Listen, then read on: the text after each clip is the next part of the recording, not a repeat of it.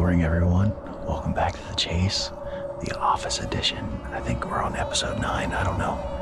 It is Saturday morning, and it is beautiful. South winds, 36, 37 degrees. And we're set up here in, I gotta find, so it's interesting. So I'm calling this spot the Pinch when I tell people I'm hunting it. And I've hunted the Pinch with Mike all those years. And I also call this the River Farm. So we need to name this farm. So help me out with that. So I don't really have any idea, but like maybe kind of Mike did the Mount Olympus theme this year. Maybe we can come up with a theme and then we can kind of name bucks after that as they show up. Abby is behind the bow this morning. I've got the camera.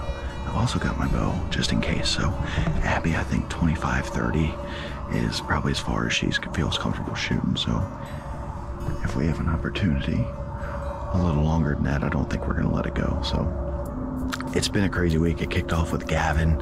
I'm gonna let him tell you guys about that here in a minute, but we've just been trying to get caught up on kill episodes, trying to get caught up on work. We just had a lot of guys kill at the same time. Super exciting, super awesome thing. Trying to get those turned around. So Owens and Justin Redeker's should have went live this morning. So if you guys haven't seen that episode, check it out on the Midwest Whitetail main channel. Squirrel.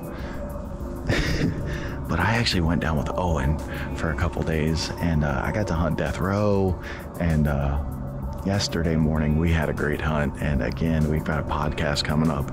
Owen's going to talk about that, so not going to put too much out there, but I did allude to this spot a couple weeks ago and what I call the Pinch, right? Again, not trying to copycat here, but it's a pinch point, and you can kind of see over my shoulder we have this narrow strip of timber between the corn and the river, and then you've got a little peninsula right here, and I don't know, they definitely go through here, and I think they cross the river and bed on the other side of the river mostly, but I'm sure you do get some bedding in that peninsula.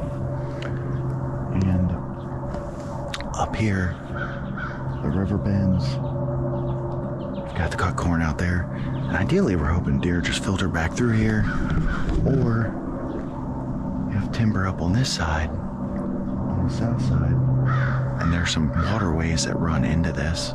So I'm hoping if they're cruising that, they hit the waterway, they're either gonna skip and go into that big timber, or they're gonna come down here and make a loop. So just kind of a lot of things coming across here. You can see we have these big creek crossings that come and probably come a little close to the stand. A little scrape down there, and once I get there they'll either head down the edge of the peninsula or across here out this way. And for Abby, that gives you about a 10-yard chip shot, and that's all you can ask for. It's an awesome spot. Dave and I hunted it once, and we saw a couple deer. We rattled in a spike and had a couple deer come under us, but there were still deer moving that day as we had to get down to go do the work. So it's an awesome spot. I plan to be out a lot more than I have been the past 2 weeks throughout this week. We've got some rain to compete with, but I've got tree umbrellas. I used them last year. They worked out well, kept the cameras dry. So I think if you can be in the woods during the rain, even this time of year, I mean, it's magical. The bucks are going to move. They're going to look for does. Maybe not a torrential downpour, but who knows? Well, we've got some hunting to do. I think we're gonna sit till probably 11 or noon today, and we'll see what happens. I got pretty good feeling about this morning. That the sun is just starting to peak up. Our thermals are just starting to pick up, so we're gonna crash the old antlers here together in a minute and see if we can't make something happen. So if we have anything good happen in this hunt, we'll show it to you. Since it's Saturday, if not, I'm gonna turn it over to Gavin, and he's got some big news for you. Talk to y'all later. Well, hey guys, Saturday, November 2nd. Hope you guys have all had a great week. I'm out here on this new farm that I just got. It's a pretty awesome spot. Just kidding. Exactly. Mike and I are out on the 190 farm, his new farm, and trying out some new spots. Just jumping around, having fun, so You guys may have heard through the grapevine, back on the 28th, Mike and I were hunting at the river farm, and there's a number of mature bucks out there that he was willing to let me get a crack at, and sure enough, that buck that Vinny walked off in the kill a couple weeks ago, he came through and offered a 15-yard shot, and we got it done. So pumped up about that for sure. It was an awesome hunt. We had a great time. I think we saw the first hot doe of the year, which is always really cool. So lots of bucks running around, but you know, we did kind of do the breakdown and discuss the actual hunt itself on the podcast last night, so that'll be coming out. If you want to hear the full story of that, that'll be coming out on the podcast. One thing that I think is just kind of worth mentioning is, you know, the shooting stuff that I've done over the past years, really ever since that debacle with the 6x5 in early October last year.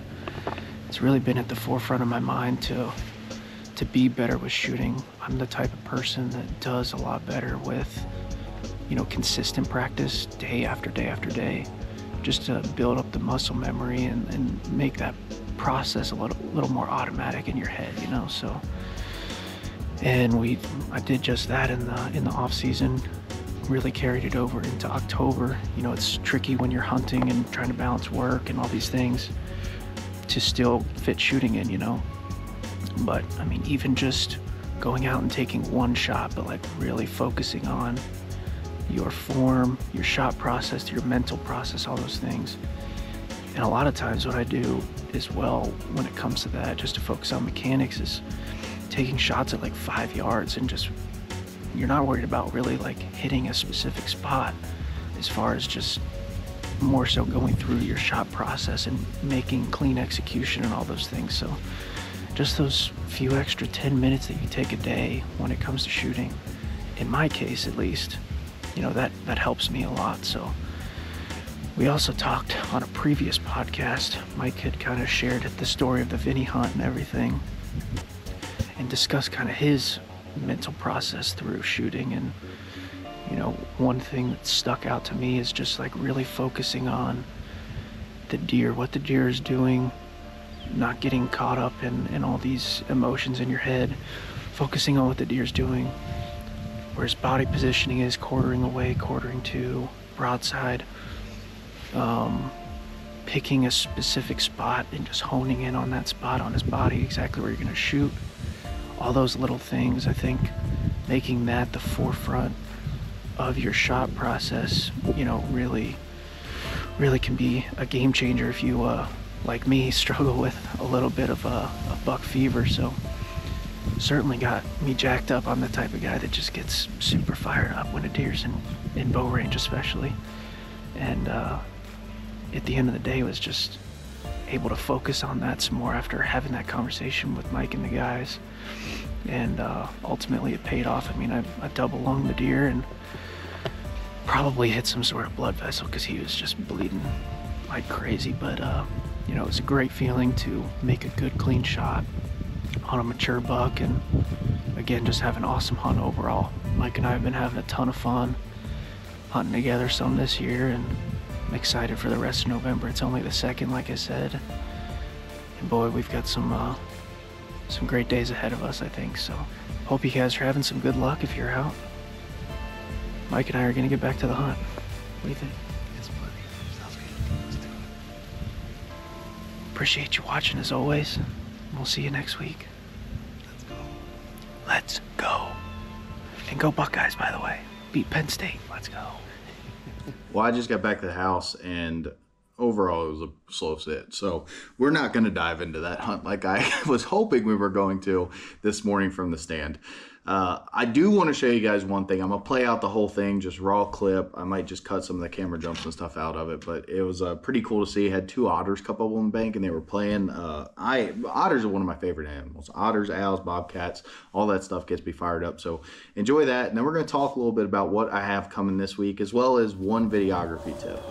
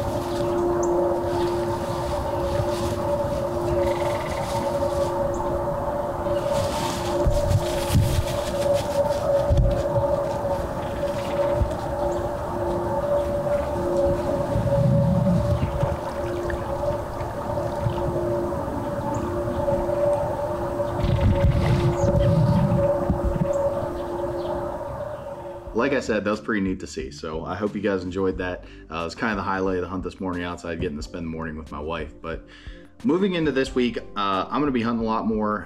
We have a lot of rain coming, like I talked about earlier. I have too much work to do to hunt tonight. I'm going to try and knock everything out tonight and make hunts tomorrow.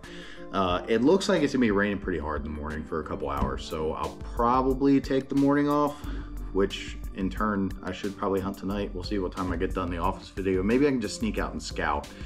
We might try that. I'd like to sit on that field somewhere and just see what deer are using the east side of the property. We sat on almost the far west edge this morning, so maybe they're just holding up in that timber pocket where that 3 ditch crossing is. That's somewhere I'm probably gonna hunt if we can get a north wind in the morning. I probably could figure out how to hunt it on the south, but I think you'd bump deer getting in there. That's a place I want to sit this week. And then the other thing is the farm I was hunting originally in October. The activity has not dropped off there. It's about 45 minutes from my house, and there's nothing giant on that farm right now, but I feel like it has the potential with all the CRP for something to pop up, just like the river farm. I keep sitting it and waiting for something to show up. I don't really have a target over there, but the farm 45 minutes from my house, it has the deer numbers. You know, bullwinkle's still around. There's a bunch of mature deer. I had another mature 8 show up a couple nights ago. Actually, it might be a week ago at this point, but I think if I just go spend some time up there, the encounters are going to rack up there. And there's a couple places, the encounter I had earlier this year, that stand we hung, I think it's going to be a great spot to do some calling. There's a spot on the northeast corner that I want to use a decoy on. I need to get a stand in there, or see if I can even get a stand in there. It's a whole bunch of small trees. And then a spot I found putting cameras out the first time I was on the property is a fence gap crossing that pinches behind a pond, so nothing can get downwind of you. You can hunt it on any kind of south, and we have a lot of east, southeast winds coming up this week. So that's kind of the plan. Just gonna bounce around, do some hanging hunts, and have some fun. So we'll see when Abby can get out. I want to get hers hunting as much as she can this year. I was hoping to get her out before the 2nd of November, to be honest with you. But something Gavin and I want to do on the upcoming videos is do videography tips, photography tips, and have one for every video. And I'm just gonna go ahead and kick this off. It's something I do with every hunt as a producer, right? So I love to have clean ambient audio. So every time I go to the woods, and whether it's for 30 seconds, a minute, 5 minutes, I'll take one clip in a low frame rate, right? So low frame rate, low resolution, it's a smaller file size. You don't use as much storage on it. And I'll take a clean ambient audio clip. You know, specifically running mirrorless cameras like I do, the zoom and stuff, it's all manual. You're doing it with your hands, so there's pops, you're hitting the mic maybe every once in a while, and for the most part it's not too bad. You can get away with good audio, but being out there and you just take that natural audio, it can really help feel where you are, you know. Audio is probably one of the biggest driving forces with the video. You know, we think about what we're videoing obviously is a huge important role, and that's why we're not playing hunt today, because we didn't film anything.